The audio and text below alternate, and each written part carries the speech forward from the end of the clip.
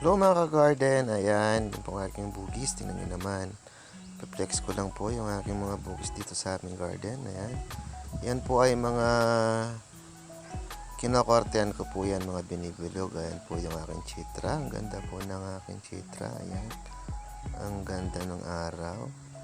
Ay, ano, ito mo naman si chitra, ayan. At dahil nga po meron po akong bakanting paso, ayan, gagamitin po natin dito sa ating hinukay na bagong bugis natin. Ayan, tingnan nyo naman, maganda po ito pagka nailagay po natin sa paso. Ganda pa naman ng ating paso. Ayan, tingnan nyo naman po, hinukay ko lang po kanina, hindi ko na po binidyoan. Ano po, ayan, tapos ang variety po nito, ayan, Mr. and Mrs. Ayan po, white and pink po ang bulaklak niyan sa isang puno. Ayan, tingnan nyo na po, oh, ang ganda po niyan. Mataas po yan mga ka-garden.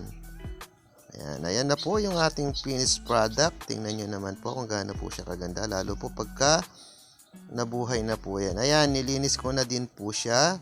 Tapos, ayan, napapansin po ninyo, tinalihan ko po magkabila. Ano po, ayan. Ayan, tinuturo ko pa. Alambre po yan para hindi po siya gumalaw. Kasi maselan po yung bugis. Bawal po siya nagagalawan. Ayan. Tapos, ayan, sinabayan ko na din po siya ng graph. Ilagyan ko po ng 4 na variety po yan. Sana mabuhay. Pagka po nabuhay yan, i-update ko po kayo mga ka-garden. Pagka yan po ay okay na. Tingnan nyo lang.